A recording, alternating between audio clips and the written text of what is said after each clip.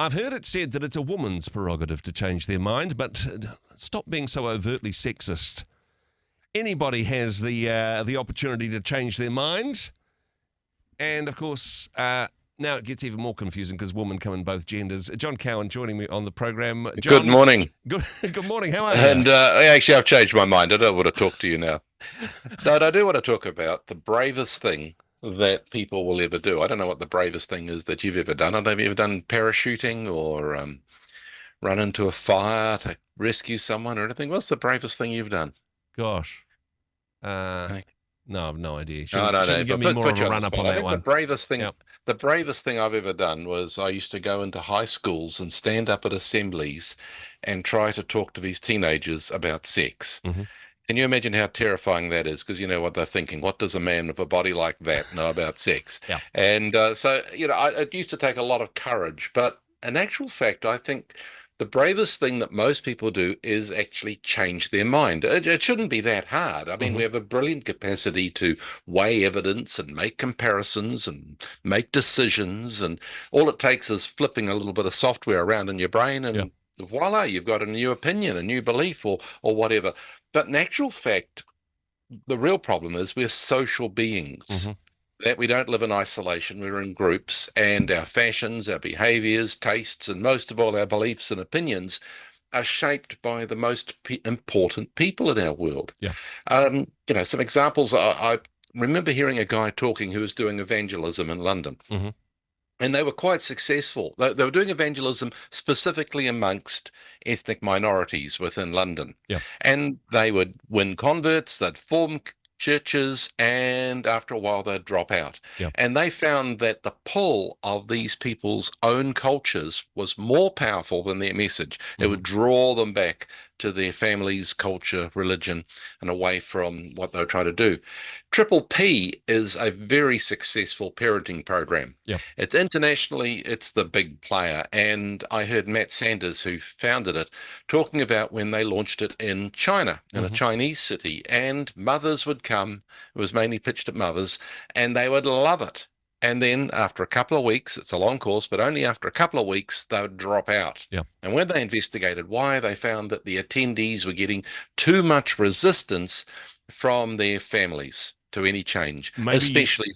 especially from their mothers-in-law. Yeah, I was going to say maybe you need to do a mother-in-law course first. I To sow I the don't know how seed. they solved that problem. Maybe they never did, but it was very, very hard for them to take on these new ideas when they're, especially in a culture that was so steeped in traditional ideas. Yeah.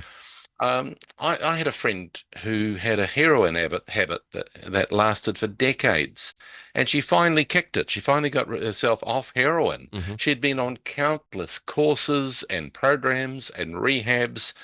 The thing that did it was she just booted her old friends to touch. Yeah. She got out of that group of users and formed a new, well, actually, she's still finding it hard to form a new group of friends. Yep. But she realized that to change herself, she had to change her social context.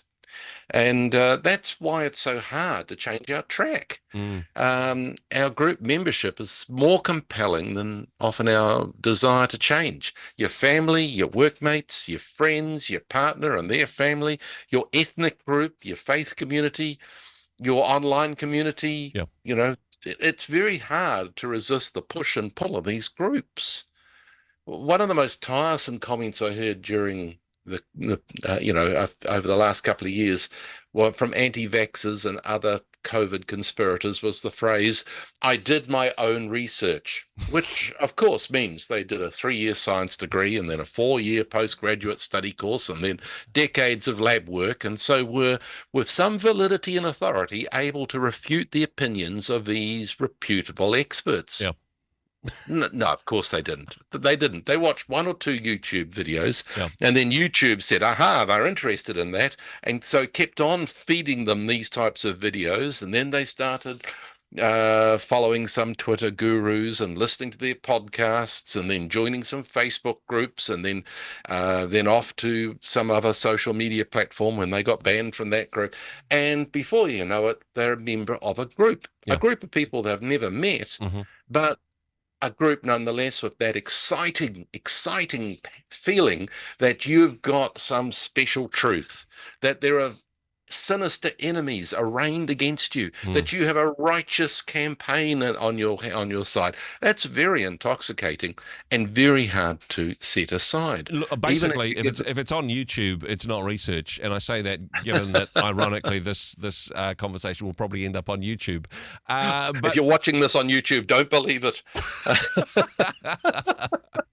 it is very No, there's compelling some though, because we all want to be liked. We all want to be part of something. Absolutely. We want to connect with people. It's one of the most intrinsic forces for us Yeah. socially. It just seems a lot more effort to find a whole new group of friends than it is Yeah, to change sure. the minds about the groupthink, I suppose. I think what you need to do is just realize that this will take courage. Mm-hmm. If you're going to, and look, we're not talking about some of the examples I'm talking about. You might be changing your mind about what you eat, Yeah. or your attitude to treaty issues, or alcohol, or religious practices, or sport, or Mm-hmm. electric vehicles, or something like that. Yeah. And you will face all sorts of campaigning and things and pressure from your friends. Maybe it'll be subtle, maybe it won't be even conscious. Mm-hmm. But can I encourage you, to at least think about that? Am I going to be resisted? Am I going to be shunned? Am I going to be swimming uphill against a lot of snide remarks? Well, guess what? If it's the right decision, you're just going to need courage. Yeah. Feel the fear and do it anyway. Mm. And that's why I say changing your mind could be the bravest thing you do. If you think that it's really right to become vegan, then you do it, even though the rest of your family is going to howl with Yeah. mocking and everything like that. If you think the right thing is to change and vote for a different political party from what your partner does, and you believe that it's right, and you might have to sit there and sit and and get teased or even worse. But if you believe it's the right thing, well, maybe you just sit and keep quiet about it, but just realize it's still going to take a lot of courage to shift that mental hardware.